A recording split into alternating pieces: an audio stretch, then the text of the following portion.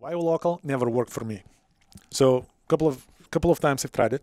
Local work, containers, other local stuff. It never lasted too long. So whatever I say, again, take it with a grain of salt Well, because I'm a dedicated OTR guy. But I've tried, and I just want to share things that you probably should consider. all right. Well, let's take it back to the beginning. Let's say. So, what were some of the reasons that you decided to go local? I mean, did you even have reasonable expectations? What was your reality like of what you thought it was going to be? Were your standards just too high? What was the main reason you went local? I think on the expectations part, the expectations of income, I was expecting that upper middle income of owner operator Okay. for 8 to 5 job.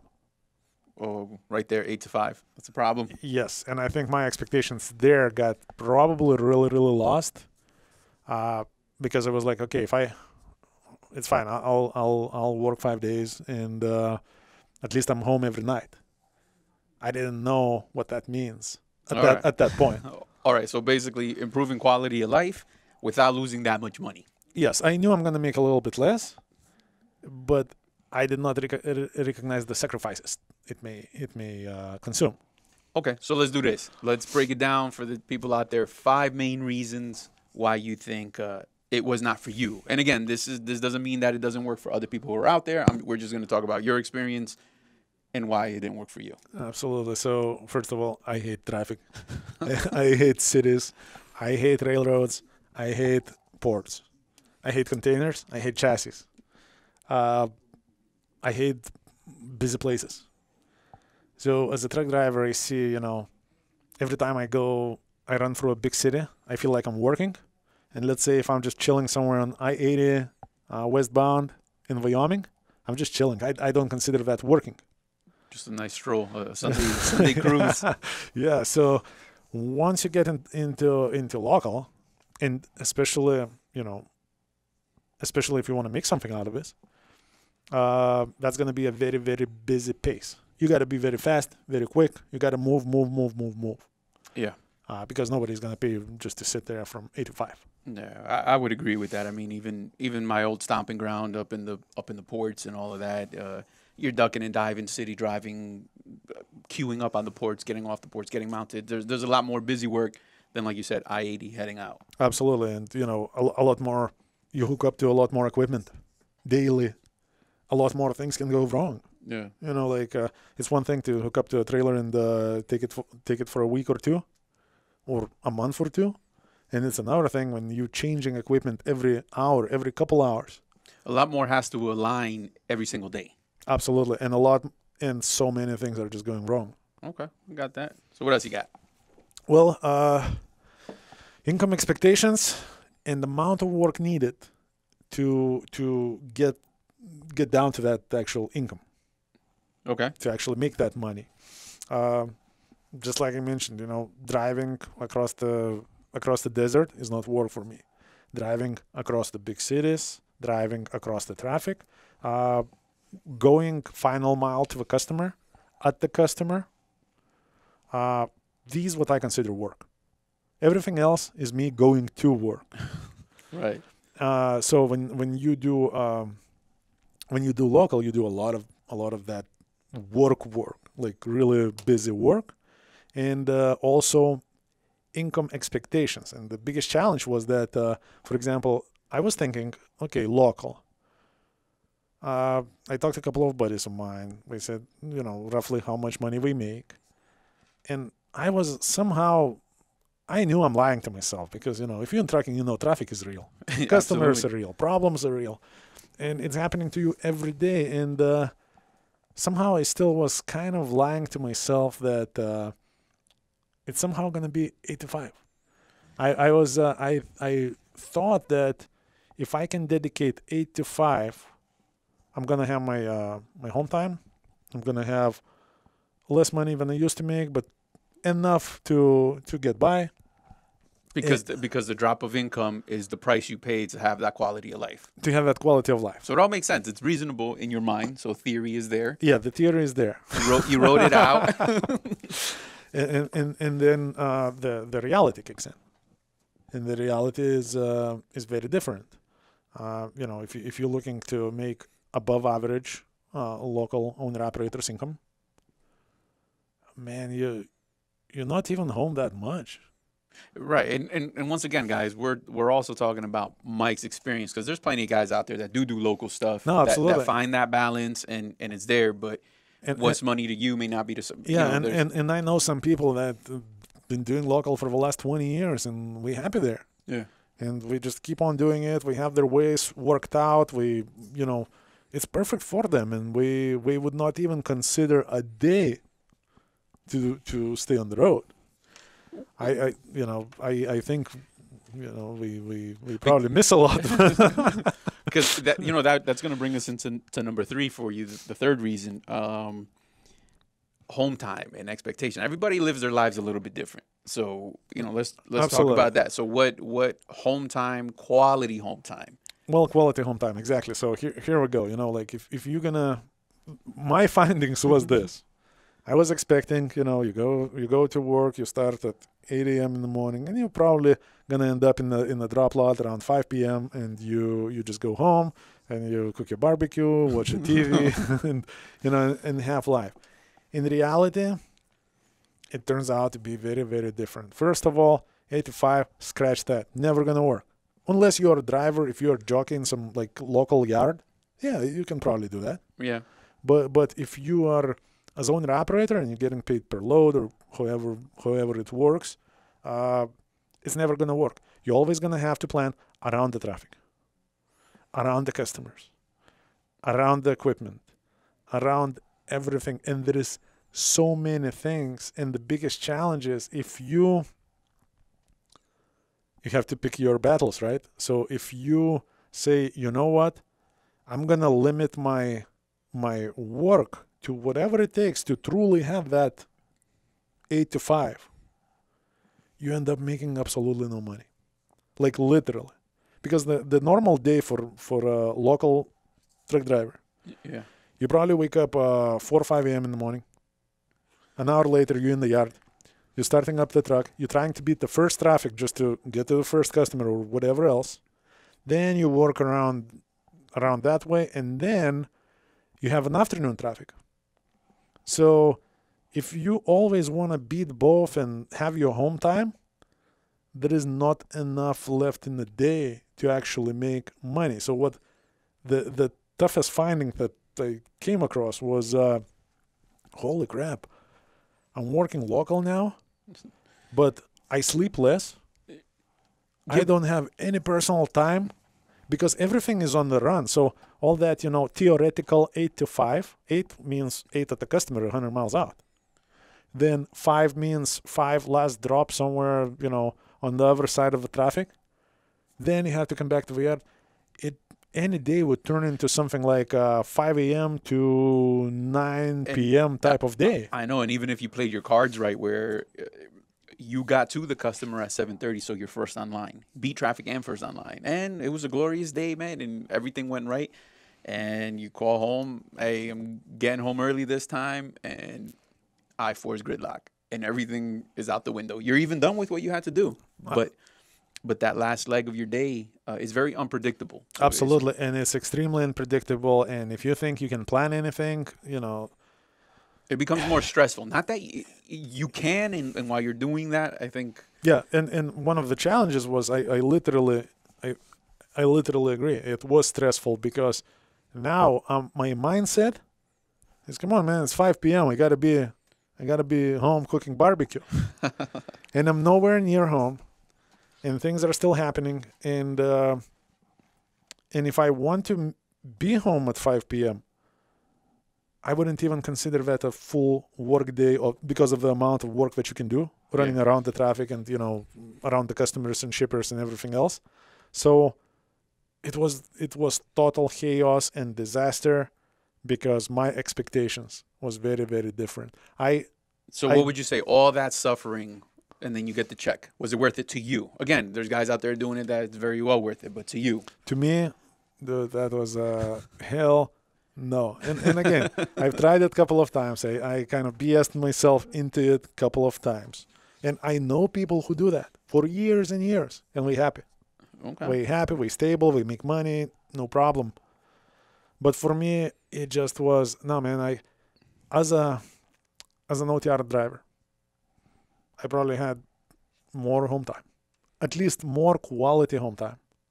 Because now my day don't depend on like one shipper here or there. I can plan, okay, I'm gonna hit the road really hard this week. I'm gonna come back home mid to end next week.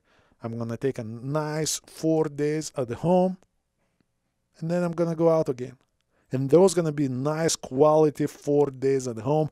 Do whenever on your own terms, at your own pace. And you got more money. And you got another thing is, you are actually able to plan around your income needs. So, for example, if you're planning a vacation, right, and you do the OTR, nobody holds you against from running over a couple of weekends before your vacation trip to make up the money that you're going to be losing. Yeah. When you work in local, a lot of times it's entangled with like local businesses. For the most part, there is not much you can do over a weekend when you do local. Right. There are situations that you can, but for the most part, it's not as easily, plannable. So everything you talked about right there, is that leading into going, you wrote down here, going to work every day versus... every week or month. Yeah. So yeah, that's forever OTR guy talk. When I go to work, I go to work once a week, once a month, maybe twice a month. If I'm local, I gotta go to work every day. Yeah. Every day I have to go through the struggle of getting up, getting stuff together, going to my truck, firing it up, and going into hell. AKA traffic, customers, City traffic, city, bad drivers, and so on. When you do OTR, you pack up, you go. As soon as you left your hometown, that pain just goes away, and you're just off. You're just off, running, free. Isn't it crazy how really a lot of this is just perception? Because again, guys, the video is not to downplay local. It's just a perspective from a former driver who lived it, and local can give things to some people, and local can take away from others. Actually, local made your life more hectic, it sounds like. Absolutely. Took more freedom away than you actually were willing to give, and it kind of backfired several times, obviously. So. It did, because everything. Less money, and I was expecting that, right? Because I said from the beginning, I was expecting to make less money than doing OTR. So that wasn't a surprise. But the reality of how much less and what I have to put into this, right? It was not something that I was willing to do. Plus, again, I just love it OTR. It's not a big deal for me to be on the road. I loved it actually, but for somebody who wants to be home every night and is willing to sacrifice for it, I know a lot of people that it's been a lifetime solution to do local. So if this was ideal and you had to suggest like a guy getting into the business, again, we have, channels geared towards a lot of guys getting into this, right? So owner operators looking to buy a truck to be local. What kind of traits would the individual that wants to be local, what are some basic traits they have to have in order to, make it make sense for them? Oh, again, take it with a grain of salt, because I'm the OTR guy. But I think the most important thing, I think if I had maybe better work ethic, better work ethic, you just have to have it. You have to be there. You have to be working. Sometimes it's going to be tough. Again, traffic, railroads, ports, customers, multiple of those per day. That's going to be your life. But, at the end of the day, if you have work ethic, you can overcome everything. Where I came from this, chaotic, anarchy-like freedom of OTR. Right. And it was just, like a cold shower of total loss of my rights to freedom and everything else. So I say Right, because like even when you say that work ethic, it's so for example, last mile delivery, I have a lot of experience in that. And OTR, if it's raining, it's just raining. Wipers are on. Pay attention. You're just driving. yeah, Last mile, it's everything. Every stop is a battle. Is it downpouring when you're finally making your delivery? If you don't get out in that rain, you really want to burn 25 minutes just for it to kind of die down and get wet anyway. There's a lot of things pop up you're in it. It's raining, you're in it. You know? absolutely, and that's why I say when you are in the OTR, you're chilling. Okay. The only thing that you have to give up is your home time. But if you need home time, you can have unlimited home time if you choose so, if your finances allow you to. Yeah. You can plan around, it's so much easier to plan around OTR business than local. Because local, again, you're limited to weekend days off. With OTR, if I choose to run for a month and then be home for a week, no problem. Financially, I'm not going to feel it because I will make up the difference. Right. Yeah. And with local, you just have to be on top of your game, work ethic, stick to it, and push through. Bad day, good day, don't matter. Bad customer, bad chassis, bad security guard, don't matter, because what was hard for me and what I've seen other people fail at this, if we allow frustration to sink in, if you're one of these guys that sometimes you go to pick up a load on Monday, something goes wrong, and you're the hell with that, I'm going home. Tuesday is the new day. If you're one of these guys, you're probably not going to do well in local. Because in local, you should be like, all right, that customer was a piece of crap. Next one. Yeah. I mean, even the port work guy, that's kind of, same thing. I would say not just work ethic, but patience. Patience, you have to have high patience and tolerance because everything's a battle. Getting your chassis from a chassis pool is one battle in itself. Yep. Then to go get mounted, queue up, get loaded. Everything requires patience. It's just the way it is. Absolutely. And when you do OTR, you learn about one patience. Sit, chill, quiet until you get there. But I tell you, like, the problem with like local or like this last mile delivery, somehow through the business, you're everything is like now. Yes. It's rush. It's gotta happen like right now. As a matter of fact, like if it means I get home by 5, like here I'll unload it myself. Just give me the forklift.